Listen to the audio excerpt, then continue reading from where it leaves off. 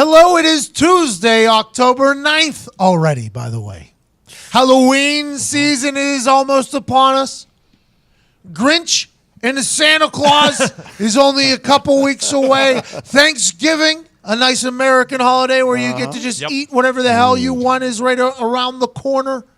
And I just got back from Los Angeles, a place that is not very similar to America. The place was wild over there, bro. Place was wild. Got a chance to shake a lot of hands. Got to meet Jim Rome. That's a legend in the making. Yeah, Yep. Not in the making. Legend already made. And it's like, now I wasn't a huge Jim Rome fan, right? Big time West Coast guy, huge name, obviously. But I know who Jim Rome is. Everybody and their mom has an impression of Jim Rome. Ty. Hilarious. Pat McAfee is hilarious.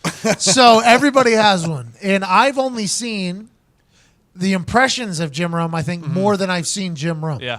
So then when you meet Jim Rome, in my head, I see all the impressionists doing Jim Rome. And then he starts talking. I'm like, those impressionists pretty spot on.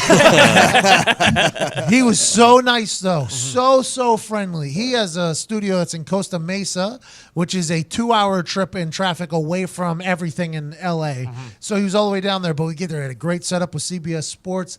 And honestly, as soon as I get there, I go right into the studio, basically, and we're live. So I didn't have the chance to really have, like, the sit-in moment, like, oh, I'm with Jim Rome. So while we go live, in my head, I just see all the people that have been impressionists of Jim Rome. Yeah.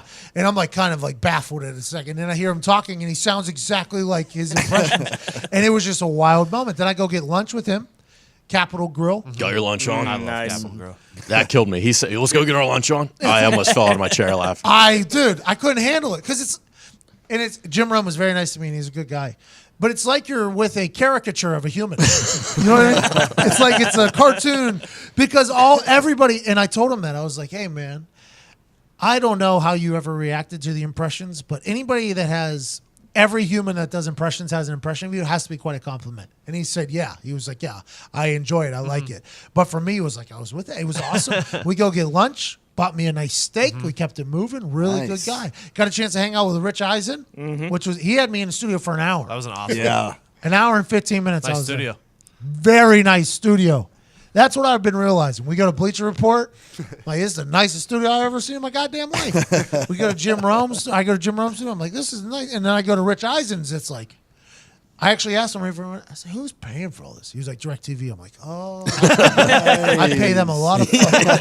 So this is me, Rich. You're welcome, Rich. I almost wanted to tell him, you're welcome for this studio. He's got a putting green in there.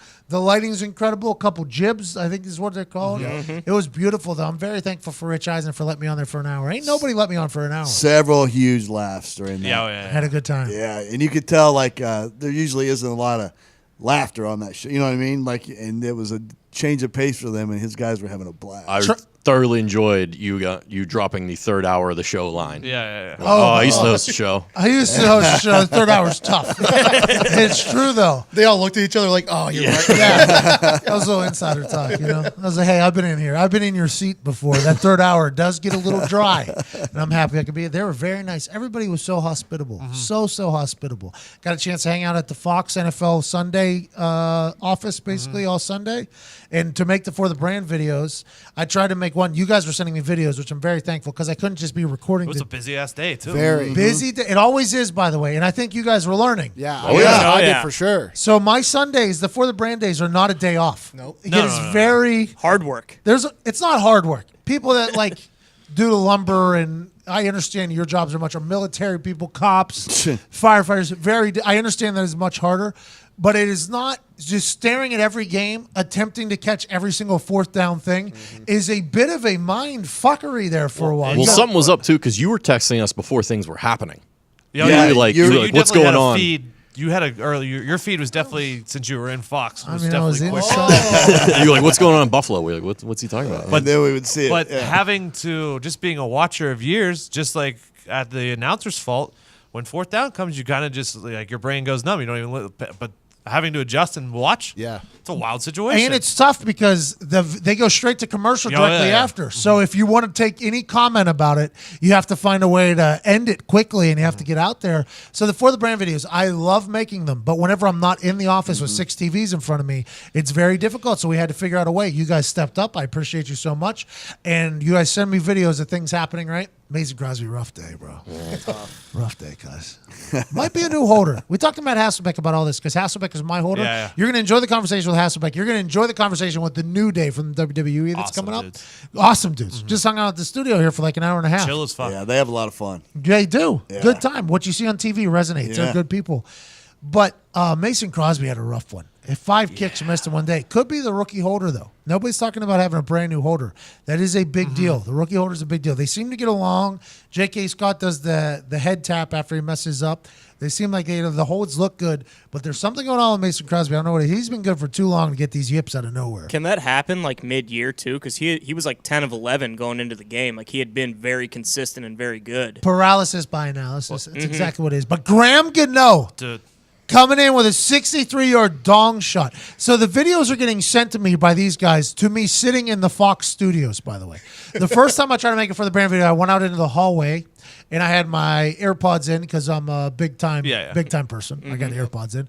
And I'm screaming at my phone during the video. That's what I'm doing. I'm screaming at my phone over the video. And somebody pokes their head out of an editor's bay and gives me like the throat slice. Like, oh, you probably hear me. I'm yelling. So I would have to go all the way out in the goddamn parking lot, record the video, and then walk all the way back in. Colin Cowherd told me I look like a crazy person walking in and screaming at the phone. Very thankful for that. I was wondering why like more didn't happen. Now I know because Colquitt had a fucking bomb for the Browns. Bomb and That's inside to 10-2 in overtime. Completely changed field position for them. And he talked went shit. wild after. Yeah, it would have been awesome, but I didn't want to walk all the way outside. Yeah, makes sense now. I like Britton Colquitt a lot. I like what he did. I like the celebration. I like he talked shit. I think the Judon, by the way, the guy said he's going to put a beam on me. Yeah. I was- he's Nick gonna- actually brought that up while we were watching. Yeah, That so it's- fucking guy. That video had all the recipe and ingredients for a huge one for me. But I was wearing all black, and it was a 15-minute walk every single time. I'm like, do I want to get up? Because there was a chance for a kick for a game winner too. Correct. So it was like the I same couldn't- time as Gano. Exactly. I couldn't get up and move. So I'm in like I was in a bad spot. But I feel like the brand came through. Yeah. Watching the control room at Fox is wild. Because they got to move games from one market to another because there's rules. So there's like this MKO rule, mandatory kickoff rule, that for Philadelphia and Minnesota were kicking off. So Philadelphia markets and Minnesota markets had to be there for the kickoff. That's like an NFL mandatory rule. But Graham Gano was about to kick the 63-yard game winner, and they had to cut it off and send it to the kickoff. Oh. So, yeah, they had to. And I was in the control room when it was happening. There was yelling. There was counting downs happening. They were like, we got to go. We got to go. There was like a full panic happening, and then they get it over, and it's like real quiet, like a comment. It was like, Houston, we have a problem situation. And then the 63-yarder goes through, and half the room's like, oh my God. And then the kickoff happens where laterals start happening for the Giants. And they're like, well, what if this happens? They're like, oh, we got to record it then and put it out. But the NFL has rules that you would never think about because you watch the internet just go absolutely upside down. Like, how could you break away for a 63-yard kick? And I'm like, you have no idea what was happening in that control room. There are people yelling at each other. There's an NFL rule that they can't break. It was insane. It was super disappointing last weekend because if you don't have the DirecTV NFL package, you don't get to watch every game. So it was Raiders and Browns, and they were in overtime, and it was late. And the only place you could watch it was Red Zone. And literally, before the last kick was made by the Browns, they had to cut it off because it was on Red Zone. Like, and everyone was like, "What the fuck is happening?" It's insane the amount of rules they have, though. And it's all because they're trying to make the fans happy. But whenever you get that, it was wild. I'm telling you, it was wild in there. And I was just fly on the wall. And I don't like being in drama. I hate being in drama. Yeah. But, boy, I'll watch the shit out of it. You know what I mean? I'll watch some trashy TV to watch the drama that other people are in. If I'm not in it, we're good. So in that room, I was just amongst the chaos, just watching it, and there was literally nothing I could do. I was around a bunch of producers. Imagine if you would have tried doing like a For the Brand video in there. Shut the fuck up! 5, 4, the fuck out of here! I couldn't even fathom it. It was very eye opening though to kind of watch that whole thing happen. Got a chance to meet Colin Cowherd, Peter Schrager, Mike Vick, Greg Jennings. I met them all right after their show ended. Yeah, shook their hand. Michael Strahan, got a chance to chat with him. Howie Long as well. It was cool to kind of chat with all of them real quickly and kind of keep it moving. They Fox spends. These people spend a lot of money. Yeah, those NFL deals are not cheap. Bro, those studios are insane. I look at what we have. You met the robot? Yeah, the thing is just standing right up front. It's like 15 feet tall, 16 feet tall. Nice. Looks like he can still play, but Is he retired? Is he retired? Yeah, I hadn't seen him in a while, man. I don't know. He's just hanging out. He's a big boy, though. They got the countdown to all their big games, you know. Yeah. They got the Women's World Cup coming up in France, countdown to that. They got the World Series, countdown to that. Why are you laughing, Zito? Why are you laughing at that, Zito? Oh no, the robot's retired. What was a sexist laugh, wasn't it? That it was. It really You was. caught me. I was a little sexist. Unbelievable. Then they have the Michigan-Ohio State game as a countdown now. And I saw that. I found that very interesting. I did too. I found it very, very interesting. It was very interesting. It's a big game. Huge game, but it's up there with the world. The Fox women's- has Big Ten rights now, too. Yeah, they do. so- That's why. Yeah. Harbaugh hasn't beat Ohio State yet. What's that, Bub? I said Harbaugh hasn't beat Ohio State yet, so it's just in like 5 That years, sounds like a 6 Michigan years. State fan Yeah, who's it having was. a terrible year It just was. attacking other teams. Yeah, Has Michigan State won a football game? yeah, but Have they're you guys not won looking anything good. since the doctor? They're not. We get to like the Final Four and then we lose. We get close and then we lose. At least you get there. The studio that we are in, that is nowhere near as technologically advanced as the other ones. It has grit though. It has grit. It does have grit. We had a camera guy trip over some stuff today in our studio. We had a professional wrestler, very agile athlete, almost dying here on a wire.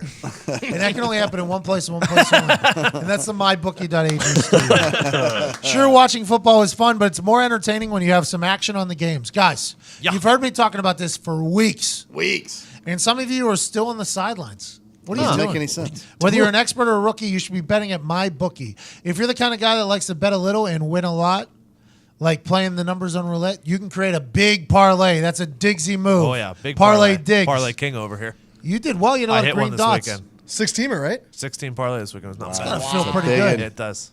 NFL ruined me on Sunday, but Parlays are awesome. You pick 3 teams to win at least, and if you hit all 3, you could turn $100 into $600. There's so much to bet on: playoff baseball, hockey, primetime fights, and more. But MyBookie is the one I know you're all happy with all year. love it. I recommend these guys because I really trust them. It's important. MyBookie has been in business for years. They've got great online reviews, and their mobile site is easy peasy to use. If you're on the sidelines, now is the time to get in the game. MyBookie will still match your first deposit dollar for dollar, but you got to join now because they're pulling that offer soon. Log on to MyBookie right now and double your money. Use promo code PAT, and you'll get your first deposit matched 100%. That's promo code PAT. You play, you win, you get paid. MyBookie.ag. Promo code PAT, 100% bonus on your first deposit. Also, today is the last day to get the greatest comedic sports documentary for $3.33. Tomorrow, the price goes to $5. With purchase of the documentary, you get entered into the greatest raffle of all time, The Groat. You could possibly win for $3.33. You're getting the greatest comedic sports documentary on earth. You already win that. $3.33. PatMcAfeeShow.com. You already get that. But also, you were getting entered into The Groat, the greatest raffle of all time, where you can get 2 superb owl tickets,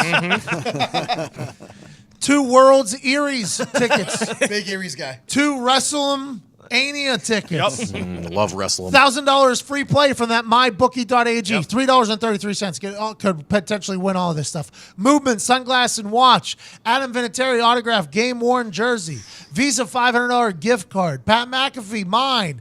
Autographed baseball bat from the game in the documentary. And, obviously, a chance to Elisa Mattress, and a chance to job shadow Nick Morado, which has been very hot in the streets. Getting heat. A lot of heat. A People lot want of it. pop. A lot of action on it. Don't wait though. Buy it now.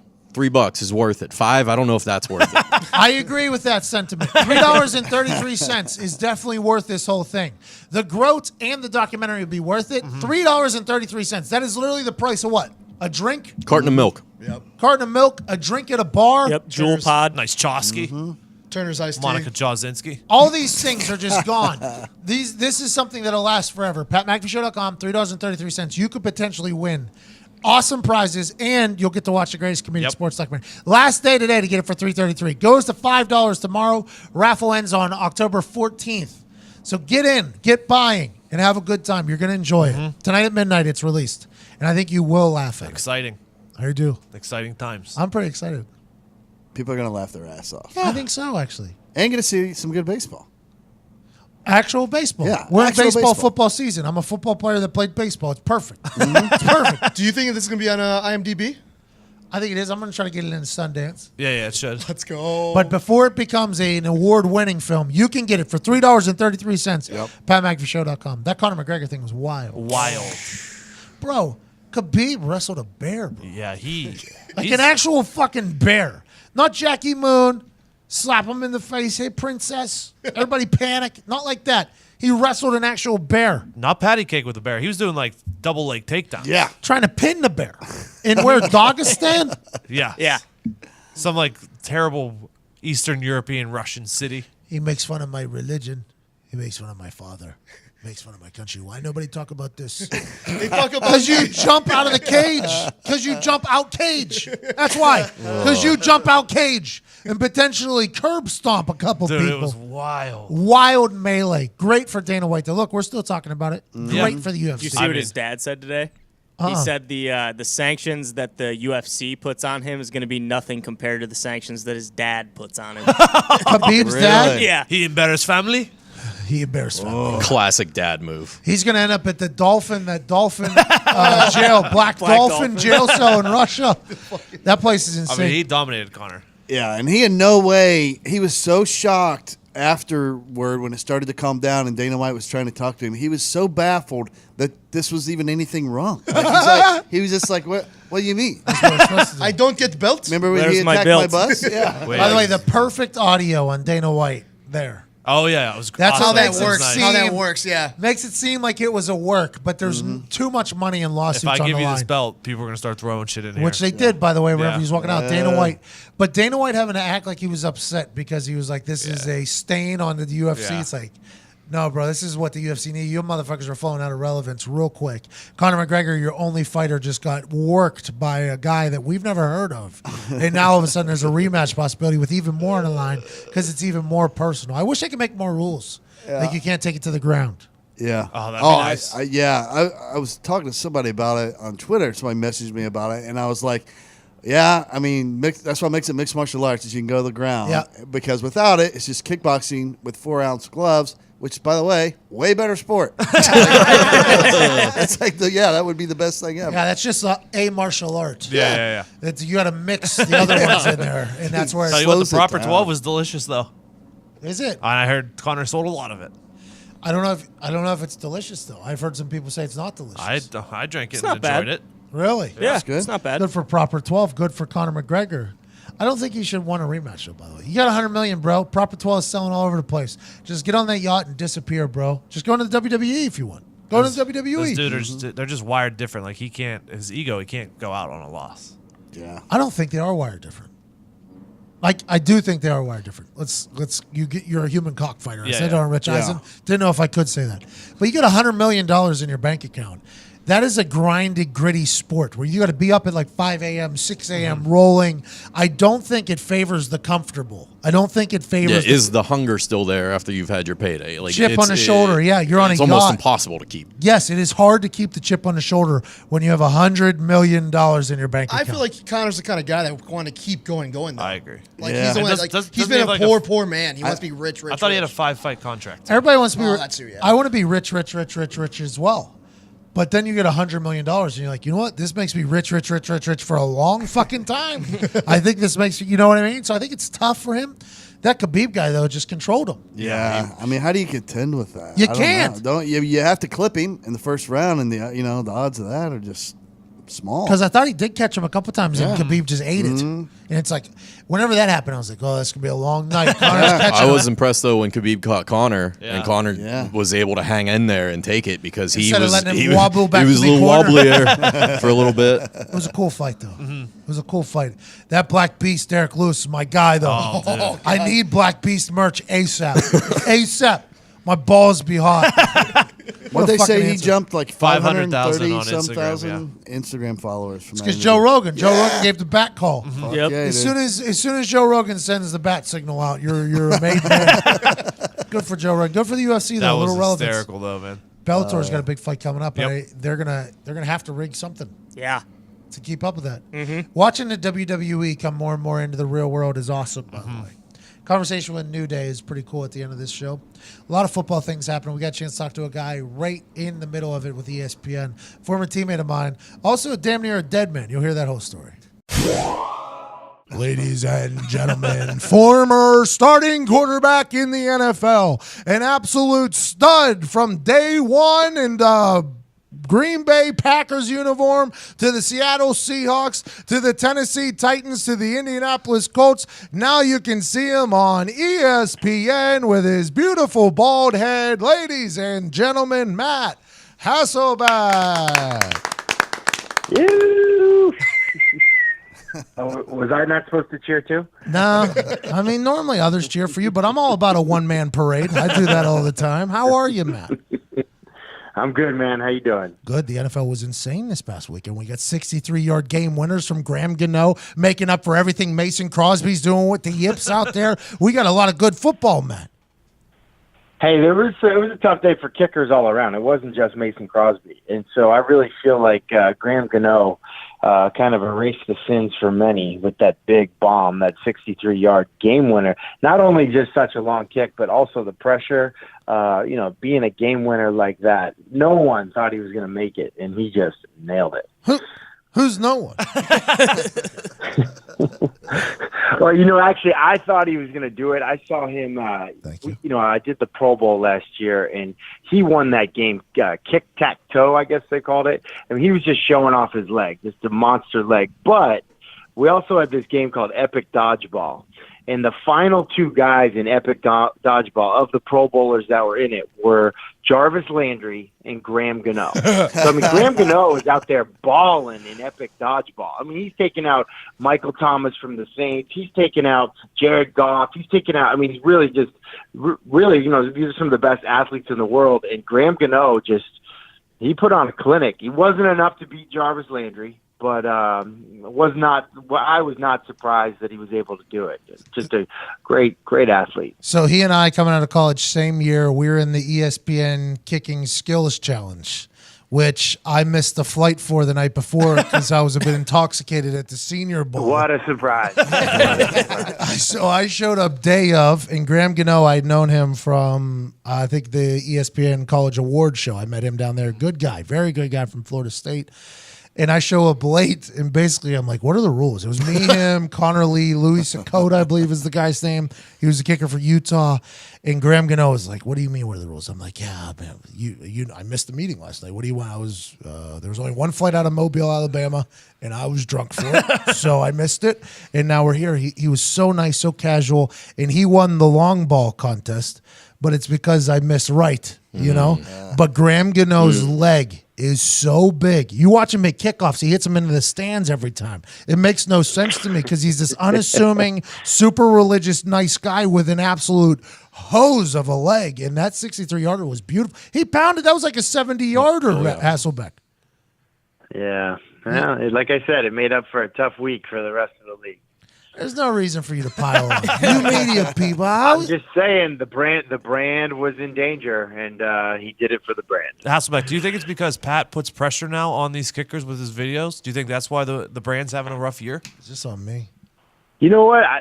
The only thing I could say is we investigated these holders. Is there like a punter kicker rivalry going? How these holders are punters now? Can you trust these guys? I don't know. That is something to think about with J.K. Scott. He's a rookie holder for Mason Crosby. Mason Crosby has had a lot of struggles with him. It's a whole new ball game. Matt Hasselbeck was my holder. We had a great relationship. I was Vinatieri's holder. We had a great relationship. But when you get a new ball holder in there, it can really change things up. Let's move forward. Speaking of changing things up, Odell Beckham, in a wild move, sits down with Lil Wayne on Sunday morning and torches his entire team. Matt. Have you ever seen anything like that? And why does that happen just a couple weeks after getting $90-some million from the team? Yeah, it was so bizarre. I just kind of think his guard was down. His guard was down, and like they're saying, it galvanized the team. The thing that's curious to me, though, is that interview ran on our Sunday Countdown show around 12 o'clock. So, like the full interview, the part that they released early where it was like, hey, we're not playing with enough heart. Well, apparently, that was out there for a couple of days. But the full interview where he really, question, hey, do I want to be in New York? Are we getting out schemed? Can Eli Manning play anymore? That ran at 12 o'clock. And so, Pat, the schedule. Those players never saw that interview before that game. That was they wouldn't have been able to. They're on the field, getting ready to play. So, it's good that they're. I guess they had a better offensive game, but I've never seen anything like that. And I think, like I said, I think maybe his guard was down, and maybe they all had a heart-to-heart after that, and they come out stronger for it. I guess that's the biggest hope if you're a Giants fan. It's quite a spin zone. He came out saying, well, if this is what's going to take to make the team play better, like trying to be this superhero. I'm like, bro, you literally just talk shit on everybody. Isn't it? It's got to be weird to walk into. I posted a picture of Cuzzy almost naked. I've never been more uncomfortable in my life. I still can't talk to the guy because it's an awkward situation. Unless there's no self-awareness, that has to be a very uncomfortable locker room to walk into. If I can't be the only person that feels this way, am I right? Someone said it the other day. I thought it was silly, but I thought it was funny. It was like, he's like, this sounds like one of those times where like a dude cheats on his girlfriend and says, "Oh, we're going to be stronger for this." You did this. What are you talking about? Well, that's like I don't know, but maybe it's true. I don't know. A village idiot once said that when you get back with a girl after you absolutely slaughtered her to all your friends, like, oh, she's rude, she does this, and then when you get back with her, you got to explain, like, oh, I was just emotional, I was just lying. That's what's going to have to happen with Odell and the Giants at this moment. It's going to be a wild scene. The NFL is. It's actually worse. It's actually worse the other way. Like when your buddy breaks up with a girl, and then you're like, oh, she was terrible anyway. You can do better. Blah blah blah. And then they get back together. It's like, and then they get married, and then you're lifelong friends. You're like, this is so awkward. This is so awkward. I was uninvited to a wedding because of that particular situation. Yeah, there you go. Yeah. It happened. Yeah, it did. Yeah, it did happen. Thanks for bringing it up, Matt. Jesus. Matt, who's going to win a Super Bowl? LA Rams? The easy pick right now would be to say it's going to be the Chiefs and the Rams. They actually meet up in a Monday night game in Mexico City that we're doing. But, we get all these stat guys, and they throw these stats at you that make you, sort of doubt what you're thinking. And one of the stats is I think that teams that start 4-0, I think end up winning the Super Bowl 14% of the time. And so it's probably a good stat in the sense that, the teams that are playing the best football right now, it doesn't mean they're going to be playing the best football at the end of the year. At the end, this time last year, Chiefs were undefeated, Chiefs were rolling, they didn't go to the Super Bowl. So the Patriots were struggling, they did go to the Super Bowl. And so, who knows? I really don't know. I know this. It's really fun to watch both those teams right now, the Chiefs and the Rams. They both look unstoppable, especially on offense. Patrick Mahomes, best young quarterback you've seen in a long time? Yeah, he's incredible. And it's really, we watched Drew Brees last night, and, part of the reason that Drew and Sean Payton have been so successful is that they're so good for each other. And I think it's the same thing. That's what I see in Patrick Mahomes. He and Andy Reid are so good for each other. Andy Reid has already kind of been there, done that with a Brett Favre style type player, and that's what Patrick Mahomes is. And so I just think it's a really good match. Not to mention, watching Mahomes coming out of college, he was a little bit careless with the football. Tons of highlights, but also some lowlights. And he's really, I think he improved from that year that he spent with Alex Smith. I think some of the great stuff that Alex does has rubbed off on Patrick Mahomes. And so, the weapons that they have, their defense played great against Jacksonville last week, had a pick six, had a bunch of turnovers, sack fumbles, kept the opponent under 20 points for the first time. If that team is a complete team, they're going to be tough to stop. Is the Colts broken? Is the what? What'd you say? Is the Colts broken? I was watching that game on the plane, and I'll tell you what, saw a lot of resiliency from a very young team getting slaughtered early in Foxborough, which is a very, very difficult place to play. They got the Colonial Patriots out there with their guns. The militia, the Minutemen. Yeah, them. The Minutemen, the This Is Our House thing, the everything up there. They were getting slaughtered very early. The sneak the over at the end, by the way, by the Colts. Great move by them. But do you think the Colts are currently broken, or are they just a young team trying to find their way? Luck's in like his fifth, sixth year. This is no longer a young quarterback. This is a little bit of an older quarterback. But now he's in another system. He's in another offense. He's in another this, another that. Is the Colts broken? Another shoulder. He's in a good offense for him. No, I mean, here's a couple things. Number one, it's tough to go up to New England and play night game, prime time. The Colts have really struggled with that by the numbers. I know they've won there a few times, but not really. And so when you mentioned the Indianapolis Colts to me, I feel like it's a team just that's in a rebuilding mode. You know, you got a new GM, new head coach. They're flushing out as many of the old guys as they can and just trying to build something, sort of start over schematically, roster wise, all of it.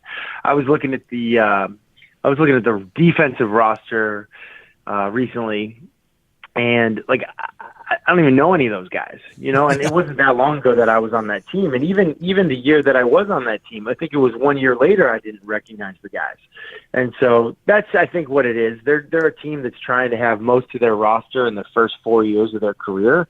They're not looking to have a ton of guys that are, 5 years plus, and they do have some. Those are the mainstays, the guys that you're always going to know about, the Andrew Lucks, the Adam Vinatieri's. But really, this is a team that's trying to flush it out and to start over, and which is too bad because it's a wide open division, and they probably felt like they could be competitive in that division this year, but they're off to a very, very slow start. Is Randy Moss the coolest dude on earth? He's a pretty cool dude. How is the chemistry of your new team? That is your new team. You guys are together a lot on the television. Mr. Ryan, Charles Woodson, Randy Moss, the ascot on Charles Woodson, by the way, each week. Very impressive move. You're in there. I think is Ponder the host of that show? Ponder, how is the new team? So we got a great group. Sunday morning, Sam Ponder kind of runs the show with Rex Ryan, Randy Moss, Charles Woodson, myself, and Rex is hilarious. He's like the kind of guy you'd love to go fishing with. I've actually done that. It was ice fishing, but he's great. And Samantha knows her stuff. Her husband played football, and she's been doing college football, so she's probably the college football expert on our show. And then Randy and Charles, they've been rivals. All three of us were class of '98 coming out together. It was the Peyton Manning, Ryan Leaf draft where Charles Woodson won the Heisman.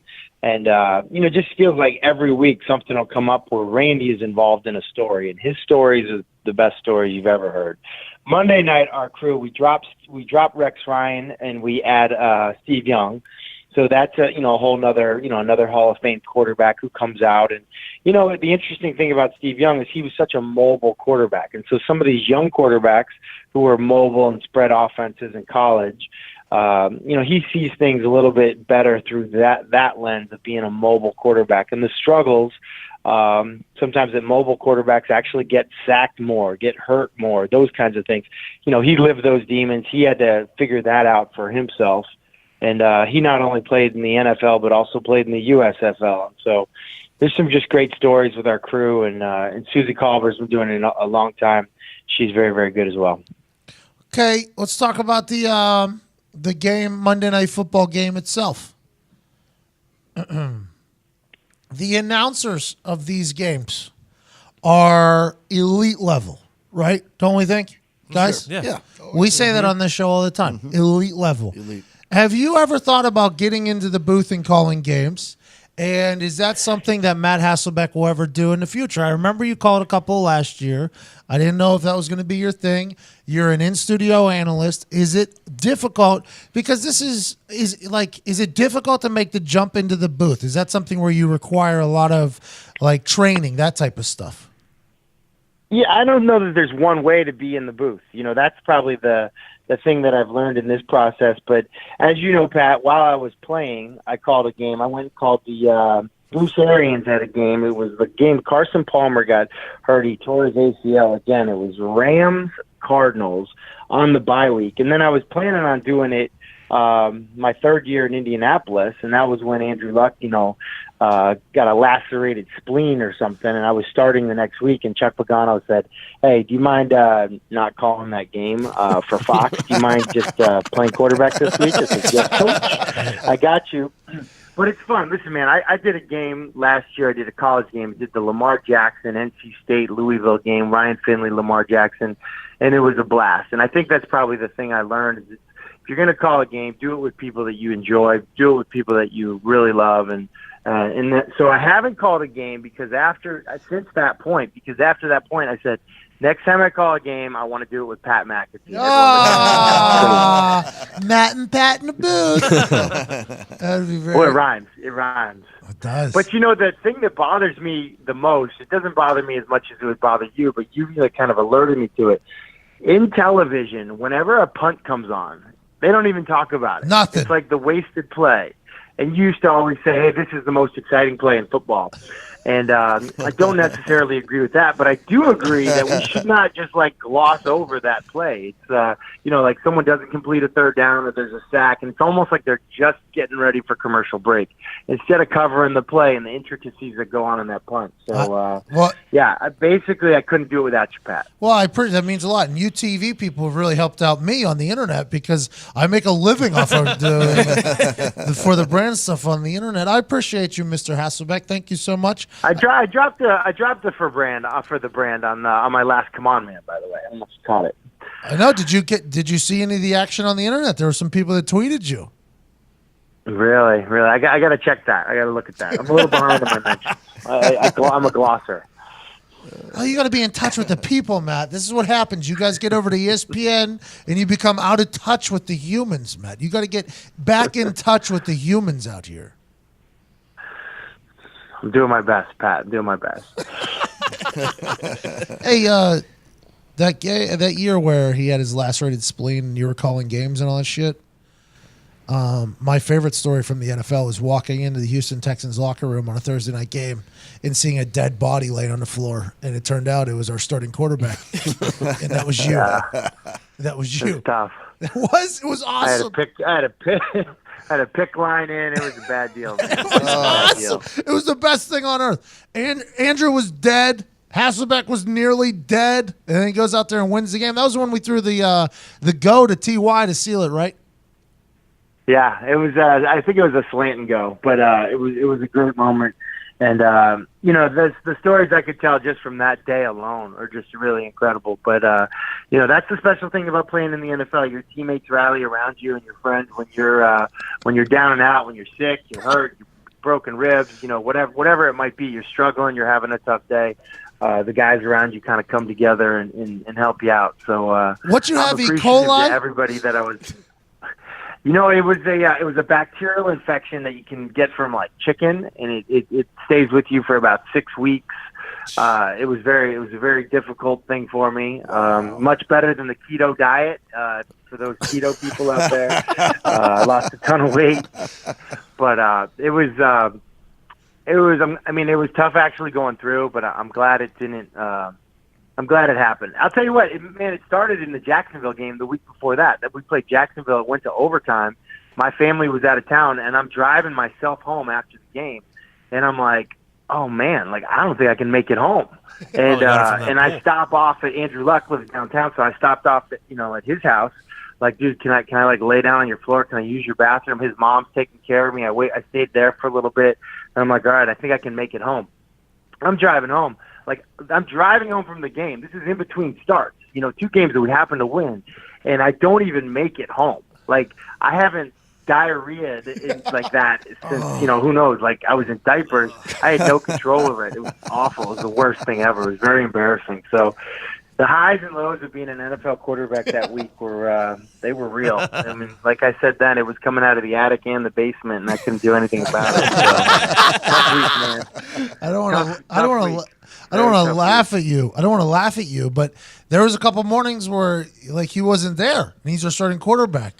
Where the fuck's Hasselbeck? They're like, oh, he was in the hospital last night. In the hospital for what? They're like, oh, he's got some bacterial disease. I was like, who's starting for us? You're like, Hasselbeck. I was like, what?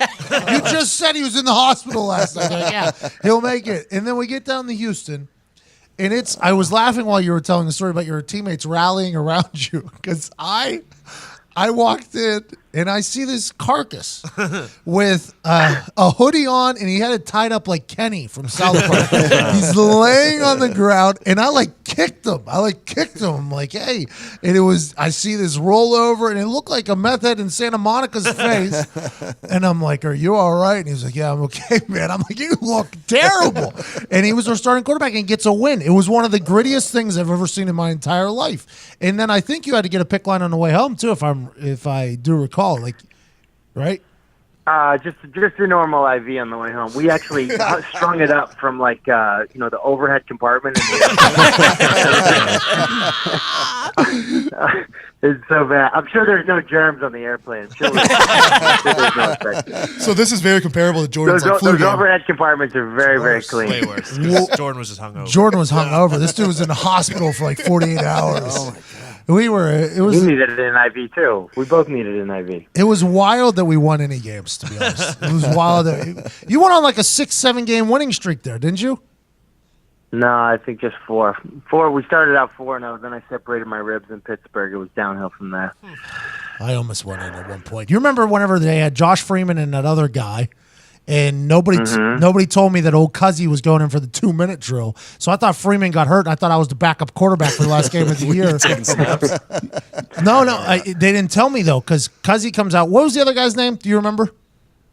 Ryan Lindley. Ryan Lindley goes in for 2-minute drill. Okay, so we have Josh Freeman, Ryan Lindley. This is Charlie, what's his name? Long-haired Jesus, clipboard Jesus. Whitehurst. Yeah, Charlie Whitehurst. Charlie Whitehurst got a sniper to the hamstring in Miami the week before. Hasselbeck's dead. Luck's dead. So now we're on literally our 4th and 5th quarterback. So we just signed that week. Freeman was playing for the Vikings, maybe? Nope. It was like the Bronx Bombers or something. Oh, like yeah, that. it was that black uniform. Yeah, he was playing for them, and Lindley came out of nowhere. In the week of practice, looked bad. I mean, Freeman couldn't hit our building. It was bad. It was very, very bad. And Chuck tells me, if all hell breaks loose, you're going to get in the game or whatever. I'm like, bro, we got 4 dead quarterbacks. If I get in, it's 5 dead quarterbacks. This is the last game of the year. I'm trying to have a little bit of an offseason. He's like, if all hell breaks loose. I mean, or he starts. So Josh Freeman starts the game, and then there's a minute 40 left or something like that, and Lindley goes in, and all of a sudden I'm looking around like, am I one hit away from going in the fucking game right now? And I think you, Hasselbeck, you had to tell me, no, this was the plan the whole time. I'm like, Jesus, thank you. Mm-hmm. I almost started shitting like I had Chipotle. It's actually it was a really good idea from our coaching staff. They were like, hey, listen, we got 2 guys that just got here a couple days ago. We're going to play a game. Instead of having them try to learn the whole playbook, why don't we have this guy just learn 2 minutes, and then maybe a couple other situations, and have that guy just learn the other parts of the offense. And so together we can put together. And actually, Pat, you maybe don't know this, but they had a small sampling of plays that if Pat McAfee gets in the game, what would we feel comfortable with him running? And so you actually had another package of plays that those guys didn't Probably have. should have practiced those. I'm assuming there was a play. You know what it basically was? It was basically like, hey, throw punts. We were just like, you're playing Madden and you just call Hail Mary 4 times in a row. Yep. That's kind of the idea. They were going to put you in a punt formation and just throw 3 Hail Mary. First down, Hail Mary. Second down, Hail Mary. Third down, Hail Mary. Just, roll the dice, man. I'll tell you what, Frank Reich taught me a good play action, so I would have busted that out somewhere. I appreciate that. All right, man, have a great one. Great work on ESPN. I think you do very well. And thanks for all the love for the brand. We appreciate it. Thanks for being a great teammate. And that Chipotle game where you played on Thursday night and got a win in Houston is one of my favorite football stories I've ever seen, just because of how you look like dog shit, and you went out there and just completely made it happen. You're a great man, Matt. I appreciate you. Good luck in your golf tourney today. Thanks, buddy. Good to talk to you guys. Ladies and gentlemen, TV superstar Matt Hasselbeck. Thank you, Matt. I'll go fuck myself. I love Matt Hasselbeck, man. He's by far the best on that pregame show. Him and Randy. Randy Moss going to that shit talking thing in Chicago is my favorite moment thus far. Where he put $100 in the thing. He said, "Next time I'll put $100 in here. Next time I come back, I want you to have your real hair on your motherfucking head." And they played it on ESPN. Disney ass ESPN played that. I started dying laughing. I like Hasselbeck though, the way he breaks things down. He's very smart. And he's a generational guy. His dad was in the league, his brother, the whole thing, you know. Hasselbeck knows. He was a ball boy for the Patriots as a kid. He gets it. He gets it. He understands it. He's on the TV, too. Good for him. He looks good on there, too. Yeah, he does. And he speaks very well. I'd put him in the booth over Witten. Bro, he legitimately looked like a carcass. It's one of my favorite things because I come in, headphones on, you know, having a good time, just like, here we go. I love playing in Houston. We always did wild shit in Houston. The stadium was always awesome. It was always a rompous atmosphere because I was basically for the division there for a while. I'm like so happy to get in there, and there's just one human laid out like a starfish right in the middle. And I'm like, what the fuck is this? And Vinatieri's getting his leg worked on. I'm like, hey, man, you see a dead guy out there? He's like, yeah, it's Hasselbeck. And I literally walked in and I kicked him like twice. And he had his eyes closed. It was like, I woke him up. I'm like, bro, the rest of the team's getting here. Like, maybe you should stand up. And he's like, I can't. Man. And he goes out there and plays and wins. He plays and wins out of nowhere. I had no idea he was shitting and puking at Luck's house a week before that. That was beautiful, man. He's a good teammate. They say that was one of the greatest performances of all time, what he did to that toilet. It's a Dumb and Dumber situation, I think. Any of those games, did he shit himself No. during the game? So the reason why I know he went on a winning streak is because I just so happened to be in the equipment room. The first game he started, I was just talking to like Frog, our equipment guy, about something, and they were doing the ball selection. So the way balls are picked is there's a box of like 100 balls, and I think 20 of them have to get picked. And the equipment man just toss them to the quarterback. Quarterback like feels if they like how the grip and everything like it, and then they toss it into a good box or a bad box. And I just so happened to be in the room the first day Hasselbeck did that. Then he wins. So then the next week I'm sitting in my locker and Hasselbeck's like, yeah, you got to come in here. I'm like, for what? He's like, the ball selection. We won last week. You were in there. And I was like, oh, okay, we're going to be like that, huh? Where this is like a superstitious voodoo type thing? He's like, yeah, absolutely. So I go in there and I sit, and it's like an hour process because he's going through all these balls. So it just turns into like a storytelling time. Then he wins again. So then the next week I'm hanging out, and I'm like maybe in the cafeteria, and he like taps, let's go. We got to go pick the balls. And I'm like, who's we? I'm not doing shit. So I go in there, and it was like a win. I was stuck in there every single week, but it was really cool to kind of watch, like, because he flips the ball like however he would feel. Allows the like, laces too, probably. Yeah, no, it's past the laces. It was like this one. It was his thumb spot. Yeah. He kept checking for his thumb spot. Basically, it was really cool to watch. I was like, this is what's happening behind the scenes. This is why the deflate gate is a real thing, because the quarterback is selecting the ball. Like the quarterback is actually picking the balls that make it to game day. It was really cool to kind of see that. And Hasselbeck was just so nice to me. He shouldn't have been, but he was just so nice to me. People here were all about him that year because it was such a surprise, I guess. You just didn't see it coming. You guys were playing so well. So good. It was like, wow, hang on. Yeah, we have a chance here to actually make the playoffs, and we should not, by the way. We should not have a chance at all. He was a good leader in the locker room. Good leader in the locker room. He was a steady voice. He wasn't a guy that was just a yes man either. So if there's bullshit happening, he was a guy you could be like, hey, this is bullshit, right? And he's like, yeah, where some vets are like, nope, that's you got to buy in. You got to do that. Matt wasn't like that. Matt wasn't scared to be like, hey, this is not a way to really run things. Like it was, it was really cool because he was brought in there specifically not only to back up Luck, but I think to kind of mold Luck into more of a leader. Yeah. I think that was what he was there to do.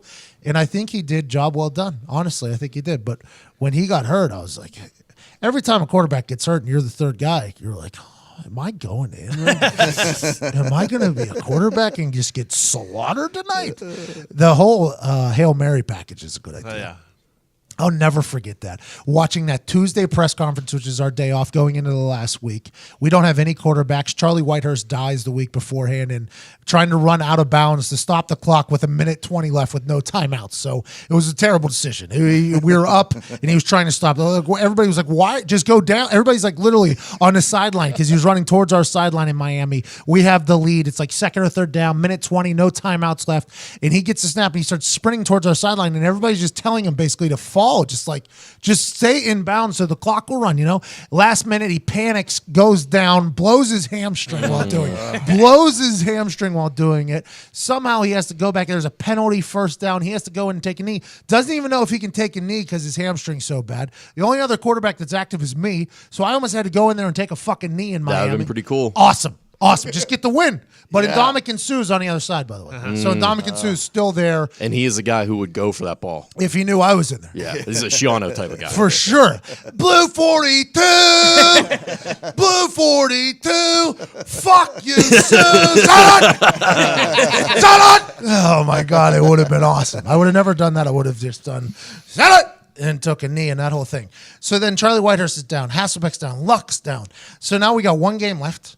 And Chuck has his Tuesday press conference. I'll never forget it. I remember like it was yesterday. I was watching it at home, and he's like, listen, we're going to bring a couple guys in. We're going to get some quarterback plays, and we'll also have a plan for Pat McAfee if he needs to get in. And I'm sitting at home. Like, what the fuck did you just say? Pat McAfee. I called my dad. I'm like, yo, Dad, I think I got like 4 days to live. I think they're going to put me in the murderer's row position of quarterback for the Indianapolis Colts. He's like, what do you mean? I'm like, fucking Chuck just said that they got a plan for me to play quarterback this weekend. My dad's like, hey, that ain't good. Everybody's dying. I was like, yeah, everybody's fucking dying. He's like, well, you better do well in there. I'm like, do well. I just don't even want to get in. We got an off season coming up here in 5 days. I'd like that to happen. So next day I go in, and Chuck and I are literally walking past each other in the hallway.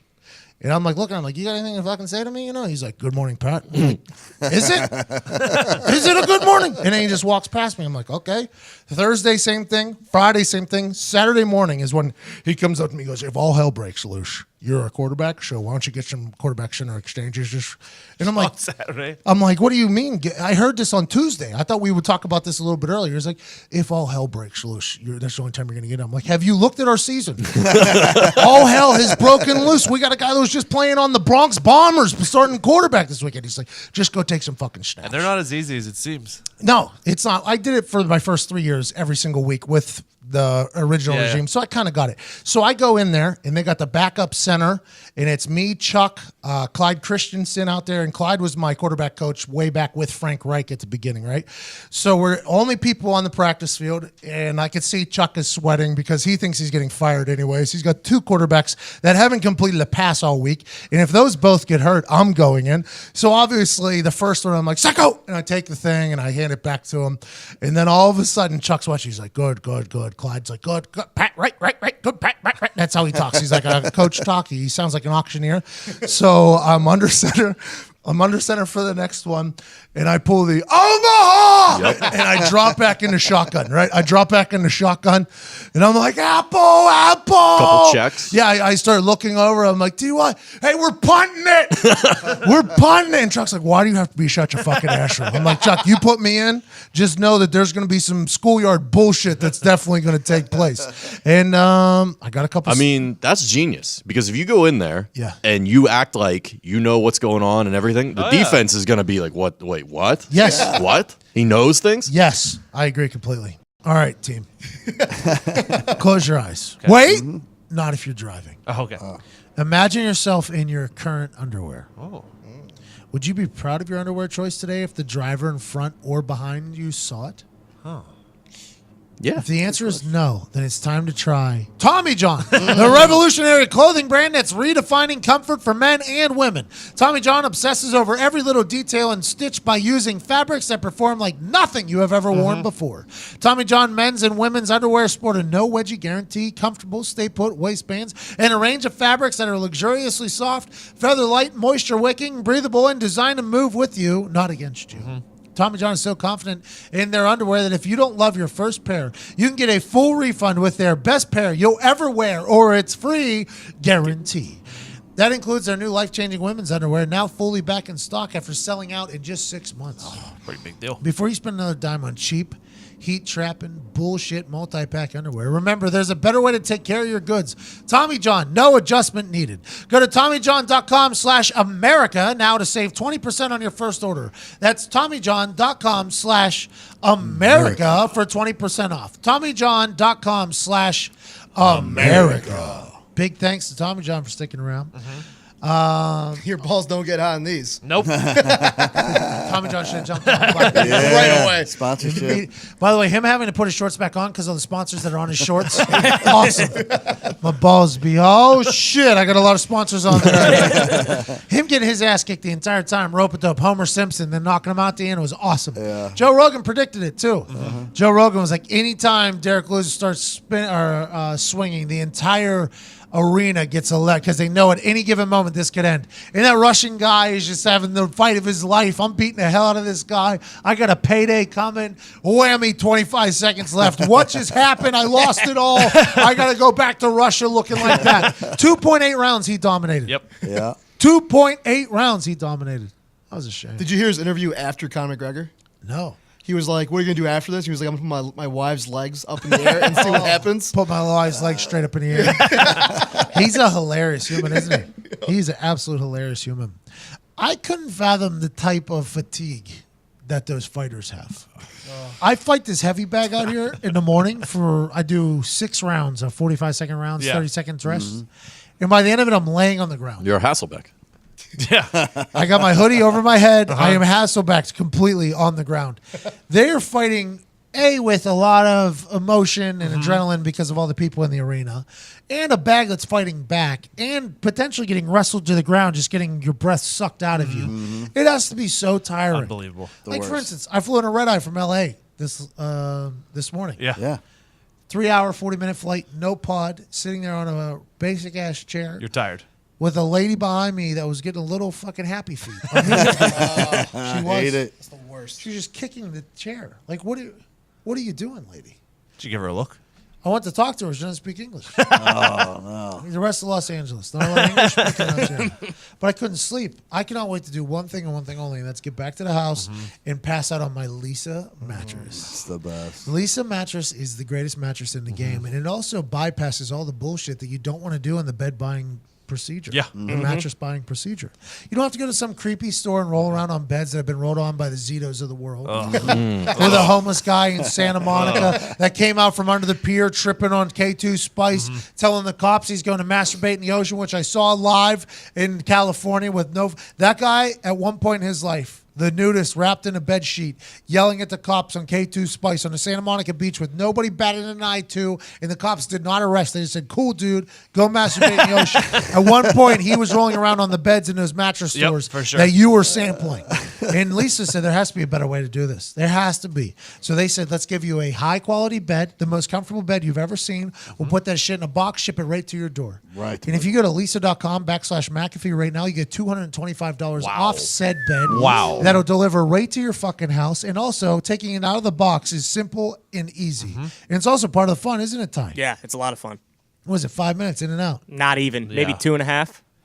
Bang, the greatest mattress on earth shows up at your doorstep without any awkward or hassle. Lisa.com/McAfee, $225 off. Best bed to your house. No hassle, no creeps, no nothing. Just a bed to the house, to the bedroom, out of the box, 5 minutes. Love it. That Santa Monica homeless guy's true story, by the way. Sam and I saw that guy. It was awesome. Came out in a bed sheet like it was a toga party. Nope, just a Sunday night. Santa Monica. If you had to give him a name, what would you give him? He seemed like a Neil. Oh, I see him now. I see him. Seemed like a Neil. Seemed like a Neil. He lived a hard life. He'd been there a long time.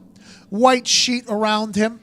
Walking out from underneath the pier as Jesus coming out of the cave, screaming at people for no reason, going and fighting the ocean with the big waves because there was a hurricane out there, fighting the waves. All of a sudden, the white sheet around him is now see-through, coming back to the beach where kids are and shit, yelling at the kids, batting shoes at little sand party things. And then the cops come up to him, think he's going to get escorted out of there. In my head, I'm like, oh, this guy's getting arrested. No. Cops just tell him to relax a little bit. He tells the cops, I'm going to go masturbate in the ocean, screams it to him, walks back in the ocean, cops walk away, nothing to be seen here. It's another day in Santa Monica. Yeah. UFOs in the sky, Falcon 9 just moments before, another day in Santa Monica. That guy had a black sheet. Different story. Yeah. You think? You think the cops would treat him differently if he had a It black was sheet? all white cops, by the way. Just for future reference, was all white cops. Something to think about, Santa Monica police officers. Yeah. Those homeless people love the drugs out there. I don't know. I mean, it's all you really have to do. But Makes it easier to be outside forever. You know what I mean? Like, all Just the a time. permanent camper. Yeah, you're like, yeah. Some of them have tents. Some of them have tents that they you're set right. up, and they're like permanent Those little camp. pump tents. Imagine being sober and homeless. You can't. That would be the worst. You can't. You get scared. You get scared. I told you guys this. Yeah. The homeless people have no fear. Yeah. Because the sketchy parts of town that you walk through, they're actually living there. That is where they live. And the reason why you think it's sketchy is because they're living there. And they're like, yeah, this is home. What are you talking about? Oh, this right here? Yeah. This is my box. Where there's no light, nothing like that. We live here. This is our area. This is our grounds. Him telling the cop, I'm going to go masturbate in the ocean, no fear. Didn't even think about anything bad potentially Well, happening. no, because what's the worst that could happen? He goes and actually gets a home in jail. Right. That's probably what I couldn't hear what the cops were saying. That's probably, oh, you think that's going to get you to go to jail, Neil? You think you masturbating in the ocean is going to get you to go to jail, Neil? You're obviously tripping on some illegal junk right now. You think you masturbating I'll in the ocean? jerk off right here, right now. He was screaming at masturbate, though. He wasn't saying jerk off. He was saying masturbate the full time. Yeah, it was awesome. Well, there were kids around. Nobody was paying attention to this guy. It was wild to me. Me and Sam just stared there and watched him for 16 minutes. He was at his whole thing. Nobody even cared. The UFOs flying over top, spotlights in the sky. Nobody even cares. Oh, that's Iron Man Elon Musk's thing, they said.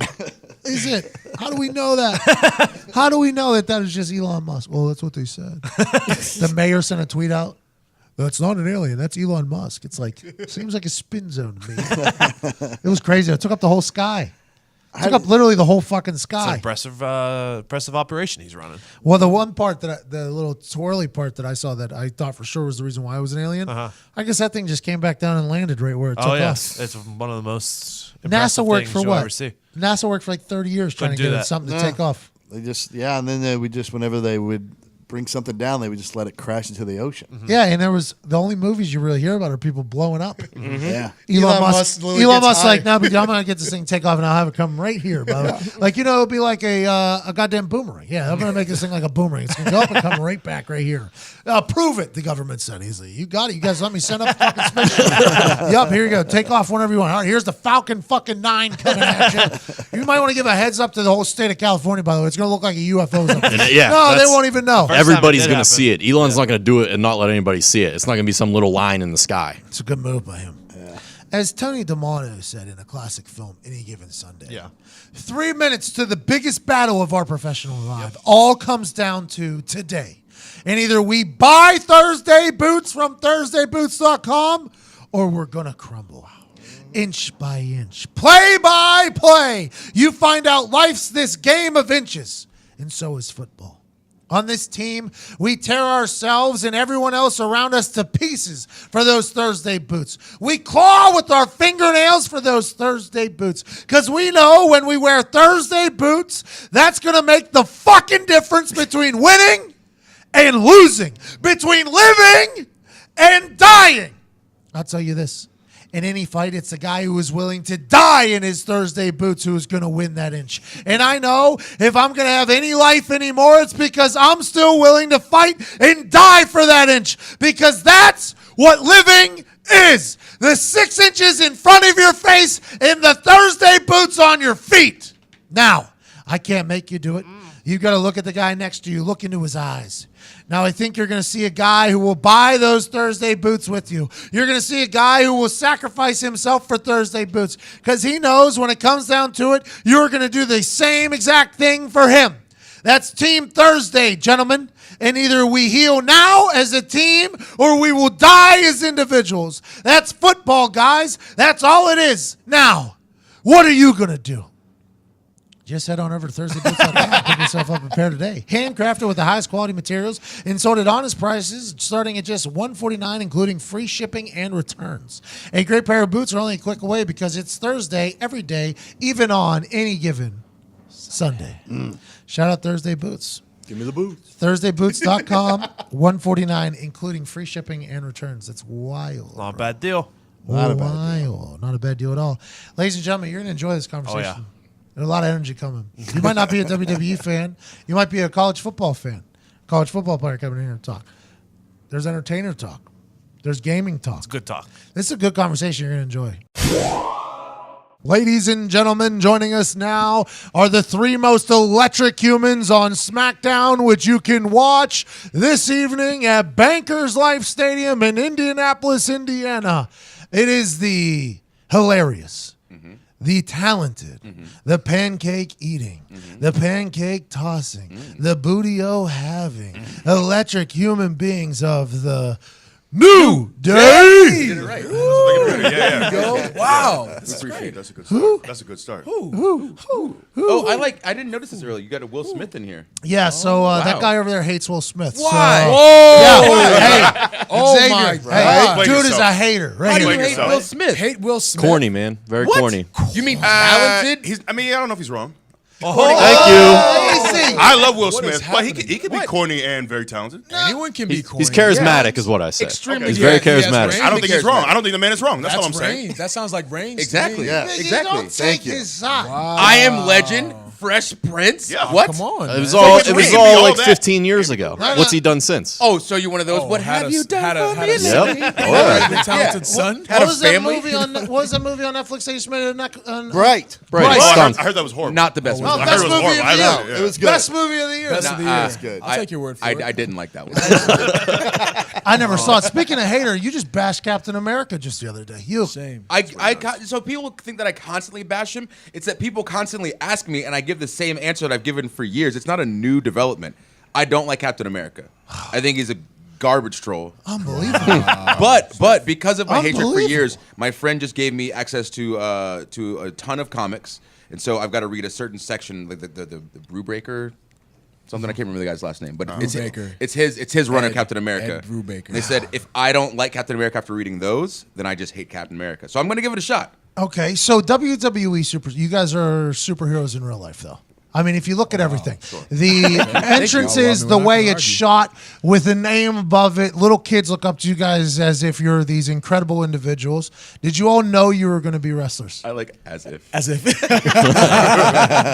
No, you are. You are. The athleticism of you three in particular, but also the sports entertainers around, is second to none. Kofi, whenever you would jump from things to things in the Royal Rumbles, it was one of the greatest gimmicks I've ever seen in my entire Well, life. I appreciate that, and I always say like I get a lot of the credit for that, but like especially the past few years, I'm literally not doing anything. Like Carrying.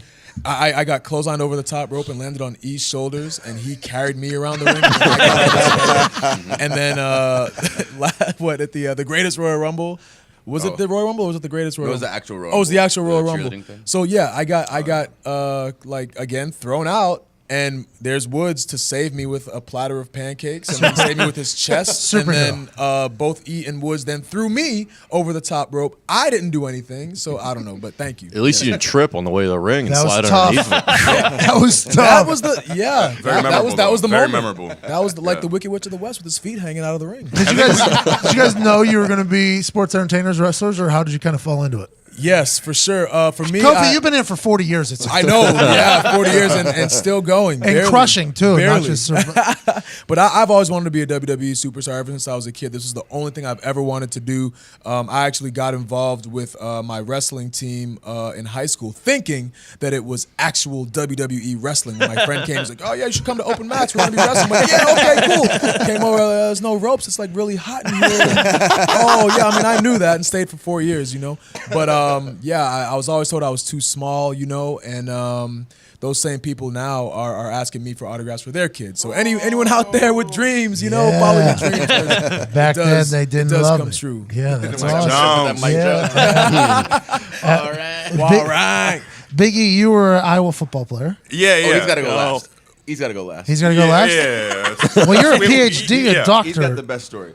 So yeah, I always wanted to be a wrestler ever since I was little. But same thing as Kofi, just always thought I was too small, wasn't gonna make it. People laughing and stuff. So just played a bunch of sports to try to get some sort of athletic prowess, and then did it throughout college, throughout grad school, and luckily got signed. Kofi is actually there in my attempts to get a job. Oh, nice. So while I was in college, I asked my professors. Kids, if you're listening, ask your professors. I asked them if I could cut class and go down to what was at the time Deep South in Georgia.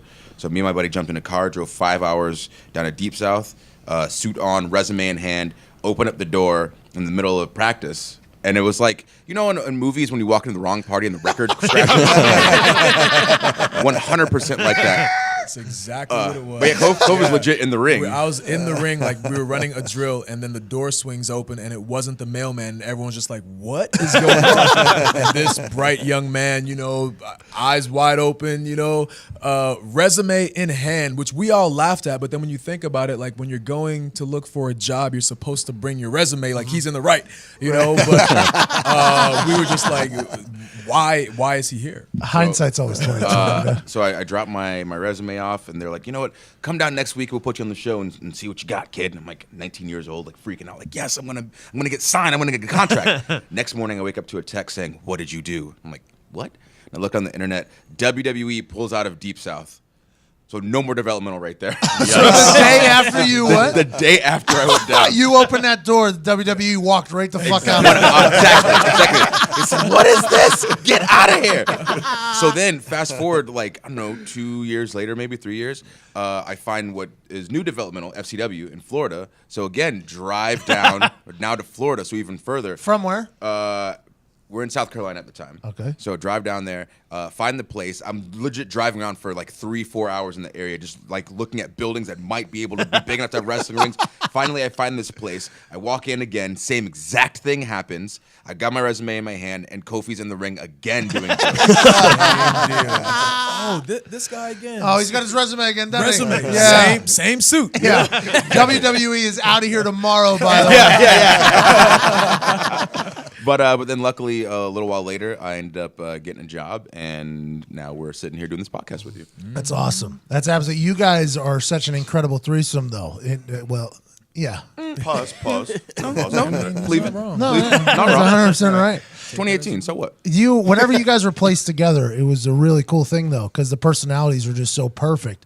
Biggie, you were the muscle there for a while. You still are, actually. Yeah. I mean, I didn't lose the muscles. Huge. You might be the most powerful looking human. I don't know. In general, probably are in real life. But as a human who's hung around a lot of monster humans in my life, whenever you walked out the first time in WWE, I remember thinking like, yo, that dude is just another creature. That dude is a human that they do not make them all equal. You look like the strongest human of all time. I appreciate that. And then it turned out it was true. You're just carrying humans around. And then you have this incredible personality in your intro that you come out before the music hits. You're great on a microphone too. You're like meant to be a wrestler. I'd assume that's what the dream was your entire life. No, well, so the reason I always go last when we tell these like origin stories is they both were always told they're too small, worked their whole lives to get here. I legit I was on campus at the time. I was done playing ball at Iowa, but someone legit came up to me and said, "Hey, do you want to try this?" I was like, I guess. And that's legit my story. That's my origin story. But yeah. So essentially, without getting into too much boring detail, is Mike Doty, who is a booster at Iowa and close with the wrestling program, friends with Coach Gable. He came up to me because I play ball with Mike Humple, who was friends with him. And legit, I was in grad school at the time. I had a bunch of knee injuries playing ball. I tore both my ACLs, broke my right patella, tore my left pec in 2.5 years. So I was like, all right, this football thing just ain't working for me right now. But I just was in grad school at the time, and legit, someone just came up to me and was like, hey, WWE's looking for guys. You want to give this a shot? And I was like, yeah, let's try it. And then I got signed from there. But I grew up, I was a fan as a kid, and I watched a lot of WCW. Goldberg was my favorite. I met him at a signing when I was like 10 or 11, and but I just never. It's a weird thing to me to think, oh, I want to be a wrestler. Like you watch it and it's like, okay, this is cool, but I never once thought this is a job I could once have. I never crossed my mind. That's ridiculous. Have you looked at yourself? Well, now I get it. Now I understand. But yeah, I mean, I've been working out since I was 12, like working out for real, like 5-6 days a week, and I just muscle grew from there. Seems as if it's paid off. Yeah. I have not. How's the injuries been since you joined WWE? Because this schedule is insane. What you guys do is absolutely insane. No off season. It's all year round. Baron Corbin was a teammate of mine with Colts my rookie year. And I just sent him a text like a couple weeks ago. And I was like, when WWE 2K19 came out, it was my friend back there is an incredible gamer, and he had never lost in 2K ever in his life. So then he plays as Baron Corbin, loses. So I send a text. Send a text to him, and I'm like, "Yo, man, like maybe train a little bit more so my guy doesn't lose with you in a video game. Like maybe get after a little bit more in the offseason." He's like, "There is no offseason, Pat. Okay, get off." And I was like, "Hilarious answer from you, but it's real. The schedule, although it's not like back in the day, I assume the Road Warriors like we used to drive this every 360 days. You guys are putting on shows 4 nights a week, 3 nights a week. Has the body been able to hold up after all your injuries in college and stuff like that?" Yeah, shockingly, I feel great. I don't know why, but I feel great. It's a different grind from football. For some reason, for me, just like when I got to college, my body just fell apart.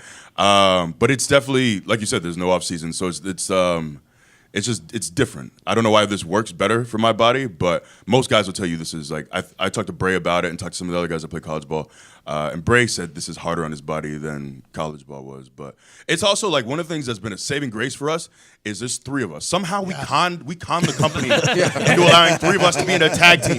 This is months before. Tag team champions, 3 of you, by the way. Incredible good. Right. This is before we ever got on TV, months before. So we pitched this group a while ago, and we conned Hayes into letting us work on the road. So we got to, before you ever saw us as a trio, we spent maybe, 4 to 5 months, maybe about half a year just doing house shows without a name or anything, and we were doing tags. So on the live events, we'll do typically 3 live events a week, and that means we're doing tag matches, usually with a lot of nonsense, so not a ton of bumping. And then every 3rd day, you'll be on the floor. So usually the first day is me and Kof. 2nd day is me and Woods. 3rd day, I'm just on the floor, usually humping the floor is honestly just to pop myself. Hey, a lot of hip thrusting by you. Honestly, yeah. A lot of hip thrusting. Very flexible. But between honestly, yeah. It's genetic. But He just got real right there. Yeah. But between that and all the promos we do, like we don't really put a lot of mileage on our bodies as far as like wrestling. So we've been really fortunate to not really do a whole lot. Don't tell anybody. Who's the brains? Who's the brains behind the whole thing? Is it a collaborative effort? Like, because some of the stuff you guys have come up with, some of the best catch, the most catchphrases stuff in the last 10 years probably is from you guys. To be honest, the who is it's been waiting there. It's been sitting there for all these years, and as soon as you guys started doing it, it's like, oh, that's genius. Like, that is absolutely, and anytime you hear the word who, it's just like the Steve Austin what. Anytime you hear the who, it's hard not to just go, who, and then the intro that you give in every city, it's the whole place is screaming it. So is it a collaborative effort? Who's the brains behind it? I mean, it's me. Well, explain. So we all contribute. Yeah. But as far as the originator of the idea, Woods was the one who came up with the faction idea. And I always say that it's a collaborative effort. And then E said, if I don't start taking credit, he's going to start taking credit. So, I respect that. I respect it a lot. But no, it definitely comes together with something from each of us. And I feel like the 3 of us work together because we are extremely similar, but we're also extremely different. Kofi and I are usually on the extremes of each end, and then it's whoever can convince E for that 3rd move. I can be swayed. Yeah. So it works out very well because Kofi is one of the kindest, most gentlest, if that's a word, just greatest humans I've ever met in my life, and I'm just a complete piece of trash, just a scumbag. And so E being in the middle, it really allows us to kind of see things from all perspectives, and we never really just rush into things like without thinking about them because we always have a group vote regardless of what it is that we do. Oh, that's why 3 people works. Hold on, I'm thinking. Yeah, because there's the odd number there. I'm thinking of them sitting around. All right, I got this idea. Bootios. I need to hear a yay or a nay from everybody before we move forward. Kofi, you in? Yeah. Bootios, I'm all in. Big E's like, I don't know. What are we going to be doing? And then I think of the round table of you guys voting for it, just being like a survivor type situation. I'll tell you what, you're the swing vote here. I don't know if we're going to make it. Bootios and then pancakes. Here we are. It's a booty situation. Pancake booty is something that people, I don't know if that's where this came from. Yeah. Okay, good. Thought so. Chappelle, shout out. But you, Kofi, you throw these pancakes, and we saw this I saw it. I got hit with one at WrestleMania. Yeah. Nice. Congrats. And I was aiming Congrats. It's like being blessed. There he is. It's like the so great. But whenever Now, I'm a person who enjoys observing things, right? It's I enjoy it a lot. So I watch you throw these pancakes, and then I start like actually watching you throw it, and I'm like, oh, he's really trying to like put some real juice on it. Like and I see you like targeting people and like attempting to hit them. It's like your own little game that's happening out there. Oh, yeah. And I've never seen a frisbee or a pancake tossed as accurately or as impressive as you are. And I can't wait. We're about to do something in this office where I'll make a donation if you can do it.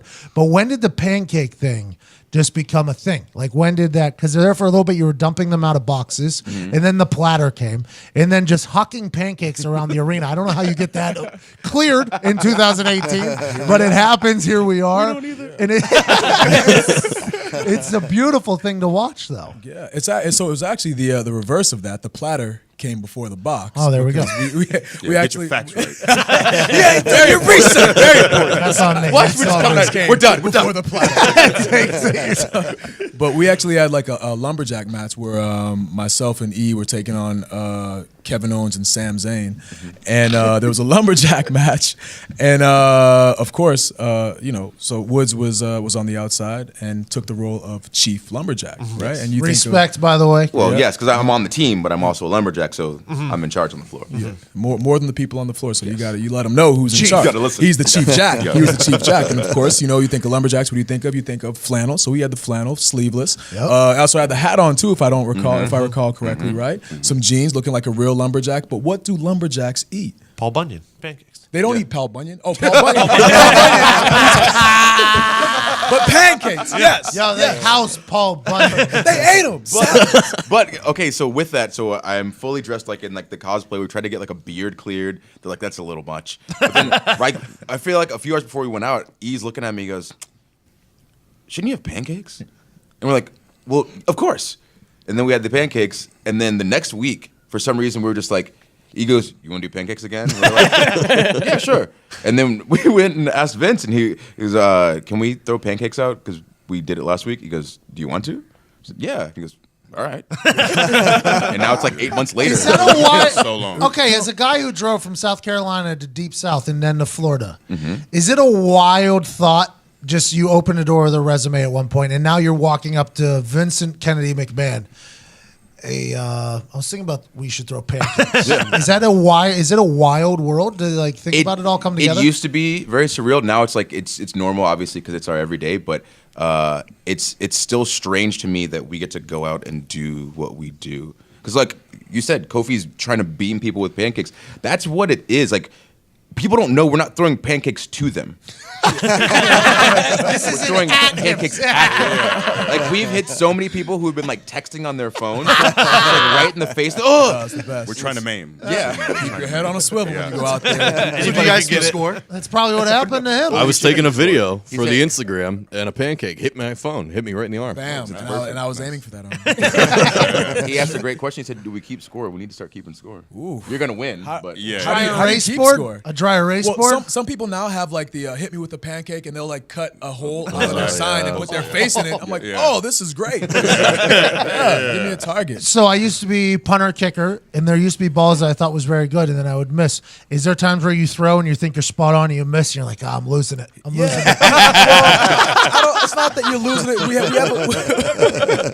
We have a big tray, so there's always multiple chances, and you really have to adjust because you don't know what the air in the building's going to be like. Right. Yeah. You don't know what the altitude. We were in Denver a couple weeks ago. flies The altitude a little bit different. A little bit different than being in Kentucky.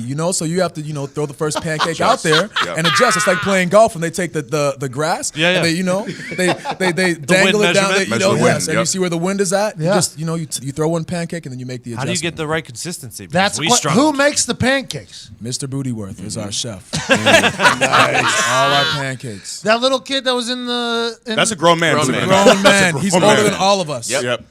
Hey, good skincare. He looks like a 12-year-old out there. Oh yeah. That guy makes the pancakes. he does. That's right. The best.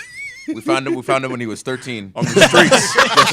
on the streets. We nursed him Selling back his to health. body. Hey, Yeah, what it was rough. Somebody's selling other do you want to be when you grow up? I want to be a doctor, a lawyer, maybe sell my body. Better idea. Nah. You make pancakes for us. Pancakes for us. Exactly. He was hurting, just shivering on the corner. Come to us. We'll SmackDown is at Banker's Life this evening. What should people be expecting? Should people take signs for you to hit them with pancakes? What should people do? 100% bring signs. The great thing about a WWE show, and I always say this, is that if you've never been, it's awesome, man, because you go there and it's like this huge athletic contest and storytelling and pyrotechnics sometimes. But, the budget Not so much anymore. But every now and then there's a lot of like pyrotechnics and loud music, and it's a place where it's like okay to go and just be crazy. You know what I'm saying? You cheer for the people who you like, you boo the people who you don't like, you go out there and just have a good time. We see all those signs, as small as you think your sign is, we notice those like even in the top deck. So, come out and have fun, man. It's just awesome. Oh, by the way, one of my favorite signs, you remember the one with the butt cheeks and the person can move the butt cheeks? Yeah. It's great. With little sticks? Oh, people are so creative. Yeah, it's great. It's great. It really is. It really is. Well, thank you for everything, the entertainment that you've brought the world through the WWE. You guys are incredible trio. Do you guys have any questions for these athletes? I have my fucking pancake question because yesterday we He's dealt been with struggling. They've been trying to find you these pancakes. We were thinking you had to get the right consistency. We like ordered thin them yesterday. enough, it's durable enough. It was a full panic mode because some of them were crumbling when we were trying to throw them. Yeah. Well, they got the touch. That's the first month of us throwing pancakes. Oh, and then we realized, I don't feel as bad. Is it in the over mixing? We don't cook them now. we don't cook them. Mr. Bootyworth, Mr. bro. Bootyworth cooks them. He'd have to Yeah. tell you about the consistency. But you know what also helps? Sometimes when they come out and they're fresh, they're a little bit harder to throw. So we might let them sit 6-7 hours. We And got then some that are like stiffen up a 24 little bit. hours out. Yeah. Oh, perfect. Even They'll better. stiffen up a little Even bit. better. And people will eat them. Do you guys have any anything's cooking right now? If that makes sense, because you had the Bootio cereal, then you moved to the pancakes. Is there anything that the Survivor voter panel is currently? I'll tell you one thing: the fact that we don't have an IHOP sponsorship or something, but we've been trying to. Someone come through. Come on, man. Mr. Bootyworth is looking. man. Mr. Bootyworth. Booty. Right. That's No one S. button. Yeah. That's in there. That's on me. That's the salespeople. That's the salespeople. He'll spit in your meal. That's in there. Booty work. But as far as anything cooking, like things that we do, I want to say that there's these 3 or 4 grueling months of planning and figuring out arcs for things. Like at month 2 we can do this, at month 4 we can do that. Dude, Bootios came about because we saw a sign that someone put us on a Wheaties box one day, and then 2 weeks later, It's really crazy to think about this whole story, right? So we needed a new T-shirt. And Merch game, by the way, great business. But yeah. Well, we tried. Buy a shirt now, Pat McAfee. We try. But so we were sitting at a table. Actually, I'm not sure where Woods was, but me and he were sitting at the table, and we're like, "Hey, voted you out." No. We're like, "Hey, we need to come up with this shirt." Oh, did you see last night someone had the Wheaties box? He said. Someone had the Wheaties box with our pictures on it. Maybe we have like a T-shirt with the cereal with our pictures on it. Like, that's really cool. And then we're just marinating. And he's like, how about Bootios? I'm like, that's it. Genius, So I thought it might have been Booty Sweat from Tropic Thunder. So 8 hours later, we see Woods at the building, and I'm so excited to tell him about this. I'm like, hey, me and E were sitting down at the table. We came up with this great idea. You know how we saw the cereal with our faces on it? And before I could even finish the sentence, he's like, oh, yeah, Bootios. I swear to God, we had no communication, no whatever. Bootios, yeah, that'd be a good. How does that happen? Really? How does that happen? You know what I mean? Such a wild name, just so pop out wild. of nowhere, and just looking at it, just matter of fact, booty, I couldn't believe it. Before I could even finish getting the thought out, so this is just the synergy that we have, and I tell these guys that, especially lately, I've been real thankful to be on a team where everything is just so easy and everything flows and the chemistry is always there, and we've never gotten into a fight, knock on wood.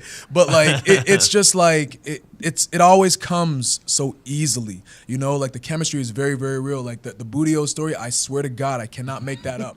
You know what I mean? Well, there's no reason. It's just we got a podcast coming up. We got a podcast. How about a Bootio story?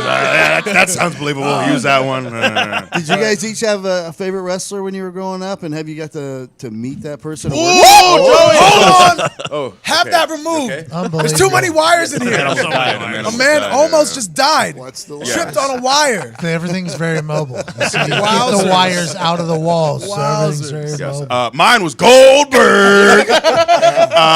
I don't know why I did that intonation in pre-tape once. It was funny though. But yeah, like I said, I met Goldberg when I was a kid, and it was dope for him to come back. And we were in the back of one of his walks, so it's kind of full circle for me. You know, the Goldberg walks were legendary as a kid. Him coming out, and for some reason, he always had a bunch of security, even though he was like the baddest man in the whole arena. But he needed some security. Him But yeah, that was dope. smoking the sparks, still one of the most impressive things. Really dope, man. Yeah. It hurt so Yeah. bad. And also, terrible. It's a terrible taste. I've accidentally had a firework go off very close to me and huffed it. And it's a terrible taste. And he did that every night of his life for a long time. Yeah. Good I for got him. black lung right now. That's what put him out. That's why I had to retire. That's why I left.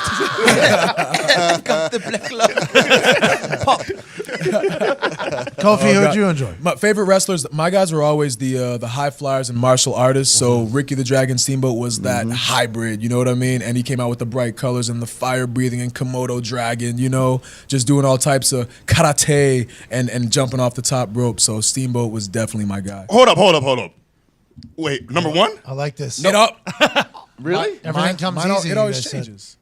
Okay, because I thought it was always Sean. Yeah, me too. It was always like, oh, Ricky, and then Sean is my like number one number one for sure. So it always changes between Ricky, Sean, and Mysterio. It's on like a constant rotation. I didn't know this. No, me neither. Yeah, I always heard Sean. Oh, it's Kofi, you've been lying to your kids? Yeah, it seems like you've been lying. The synergy. That's the same. I've been giving that answer for a decade. Yeah. What we're saying is that your answer changed because you didn't add Sean. Yeah, about no mention that? of Sean. Not even a mention of Sean. Wow. How about you doing It that? changes. It changes. It's What do you want from me? And I've never You heard know? Ray. Wow. Being the underdog, being a Ray's small brand guy, new. we share similar stories. What are you talking about, guys? Is this the beginning He's of the bringing end of the memory. new day? This is it. I don't know. Don't They put this on question my memory. idols. I'm out of here, man. I'm out of here. I've been here too long. Never had a fight coming here. You did this, Pat. You did this to us. Why? You did this. I didn't mean it. I'm so sorry. That's going to be a real shame when this thing all breaks up. What a run you guys had. The one guy hated Will Smith. Ruined the whole thing. Ruined it. You don't like Miami? Nick Moroto's to blame for this. Good. That's awesome. How about you, Xavier? My favorite wrestler has always been, it's been the same answer, always. Too Cold Scorpio. Listen to that. You gotta agree. I didn't hear you. ECW. You like that? See, you got to moan. I Gotta didn't hear moan you out of him. because my wire wasn't attached, so I literally couldn't hear. Well, that was like a sleeper pick. That's Yeah. one you don't expect. He was awesome. Too Cold Scorpio. Oh, nice. That's Flash the Mortal Funk. Kombat guy. He used to come out the jungle boogie and do the 450 splash So on top nasty. rope. Yeah. He Oh, was is that sick. what Ricochet does now? Kind of, yeah. Yeah. Okay. Except Too Cold Scorpio was like 250 and like 6'4", and he can do a moonsault leg drop. Yo, you remember when Brock used to do the shooting star? And remember- then he almost got paralyzed at one Yeah. Yeah, why'd you feel the need to stand up on that? Because in my head, I was like a 280-pound gorilla basically crazy. doing Yeah, a yeah. shooting star. Some of the athletes that, and you guys included, that come out of the WWE are just next level. I don't fully comprehend it. Yeah, it's like even though that one got messed up, there's video of like Brock and OVW doing shooting star presses with ease. Like there's a bunch. Yeah, he used And to he do it all would the time. land like a pit bull, like back arch. Just Frightening. What a frightening human being. Frightening. Does everybody get along in the thing? Or I assume it's like a high school. You guys travel a lot. I It's assume like, it's like a high it's like school. a job. There's people that you like, people you don't like, some people that you just know, okay, don't associate, just don't hang out. But I mean, once we go through the curtain, like all that's backstage. Yep. Like everybody understands you're trying to feed your Business. family, you're working a job. Like there's no animosity like out there. It's- On our end at least. It's surprisingly chill though, way more than you would think. With a bunch of like muscled up dudes, you think it'd be like a lot crazier. But everyone, for the most part, is pretty cool. And I would To say you, partially- probably. I mean, they partially. see those tits. They're like, I ain't doing anything to that guy. Hey, dog. We want no problems with you or them titties. Right? They see us, we're with him. We're with him. No, I think a lot of it too is because the culture's kind of changed a little bit in the past. What A lot. 3-4 years? It's been like Yeah, a 5 little years or so, bit of evolution. Oh. How many years? Hey, by the way, good words. Yeah, I wasn't trying to do that on purpose. 5 years. Five. Five. Gimmick I had Well, back tell in them the day. people might not know about the Well, in 5 count, NXT, I did the 5 count for King Kong Bundy, and I was the man doing the 5 count. 3 ain't enough. I need 5. great. See, the reason this is a thing now is because when I mention it, he don't want to see me shine. Oh, incorrect. I talk about my Correct. glory days in NXT doing the 5 count, and Woods always rolling his eyes like, oh, Incorrect. Yeah. I love to see my man shine. That's Hey, why this is going to be it. You guys are No, really no, going to break up. after this. that's why I toned it down on the weights because I was about to take the muscle spot in the corner. You know? Yeah, we are trying to switch though. Yeah, if he gets to because I've been slimming down. I was like 305 for 3 years, and I'm about 270 right now. And Woods started bulking, so I said I'll try to meet him at 240. I want to see Woods put on another 35 pounds. A good power gut. That's what that man needs. A singlet and a power gut. I'm 240 right now. I can give you a gut if you need it. All right, I'll take a little bit. I got some like shit. take a little bit. Can you play the trombone? I tried once on the floor. I just picked it up and tried blowing in it. It's not that easy. I thought it was that simple. Yeah, I just blow in the hole, right? Put your mouth like over the mouth. Yeah. Well, I'm done playing that until Was it better than the spinneroonie attempt? Because you two nailed the spinneroonie with Booker. Boy. and Big E, Yeah, man. I feel like mine was memorable. You know what I mean? It was. Not necessarily for the right reasons. Not for the right reasons. The interpretation was a little Yeah, well, different. I mean, I knew I couldn't do it, so I was like, let me try to do something sort of funny. What a moment. What a moment. Yeah, it was a moment. It was cool. That's all that matters. Cool. Speaking of moments, go enjoy the moment tonight at Banker's Life. SmackDown is in the house. The New Day, the Bootios, the Pancakes, the everything invading Indianapolis, Indiana. Can't wait to go watch that tonight. Can't wait to watch Kofi throw pancakes in the Fantasy Factory in a little bit. Xavier Woods, I think we're doing a little up, down, down. yes, sir. I'm not a gamer. Oh no, that's fine. We're gonna play a game called Gang Beast. Oh, where you good. just flail around like a moron, so it's fun. Sounds like my life. What That being said, what am I gonna do? so I had an idea. But I was told possibly no by your handlers. Oh boy. We have handlers. Handler. Hit me with it. What's the idea? Okay, so we have a 225 bench record in the office. Oh. You know, and there is a. You see how serious his face is. I think it's something that you should get. Who told? First of all, they told you no on the 225 deadlift, but on the 225 bench. But once overseas, they made us deadlift a bar. It was a stationary bar, like you couldn't move it. No warm up or anything. We did like a couple jumping jacks, and they had us try to herniate a disc by pulling this bar that does not move. That measures force. Another time they had us do a CrossFit workout. Do we look like we do CrossFit? No. I move a bar one time as fast as I can. That's about it. They had us do this CrossFit workout with a bunch of fans overseas and yelled at us because we didn't want to be running up and down for an hour. That was the best. We were like, oh, what's going on? Like, well, Cesaro did it last week. Like, I don't care what Cesaro did last week. Yeah. 225 bench, that's cake. Let's go. What's the problem? Okay, good. That's great news, by the way, because this show might be the end of the New Day. Yeah. When I tear a pec. Don't even put that in the universe. I don't need it. Nobody's scared of you anymore. Oh, one titty. Oh, one titty. That's the thing. You know why you realize is New Day is always on the brink. That's what keeps us. That's what keeps us here. Your edge. It's the edge. Right. Yeah. It's the edge. That's it. Hey, take it easy on the microphone. Yeah. We're going too loud. Popping. We're popping. Well, anyways. Great conversation. Thank you so much for listening. You guys have a great Tuesday. Go to SmackDown tonight. It should be awesome. Can I ask a question? Yeah, man. Who'd you just wave to? There's a camera right there. Oh, dope. There we go. I'm not God.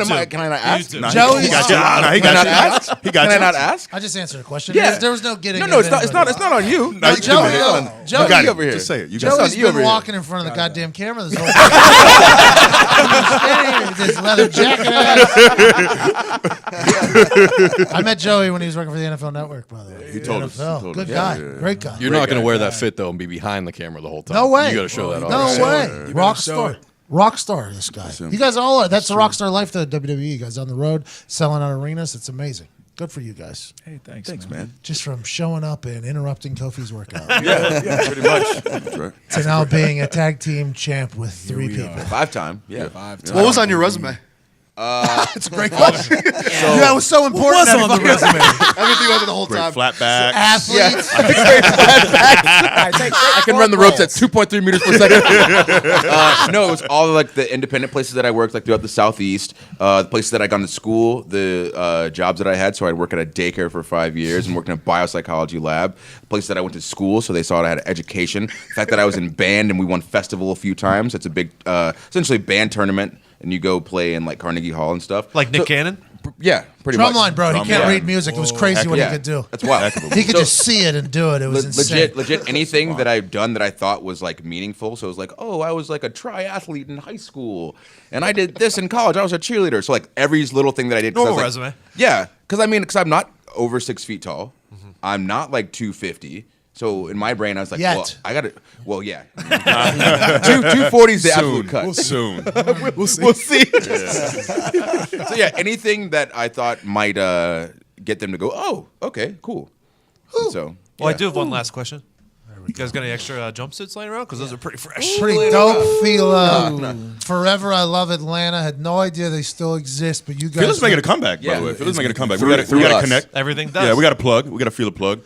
Is this a sponsor? Kind of, sort of.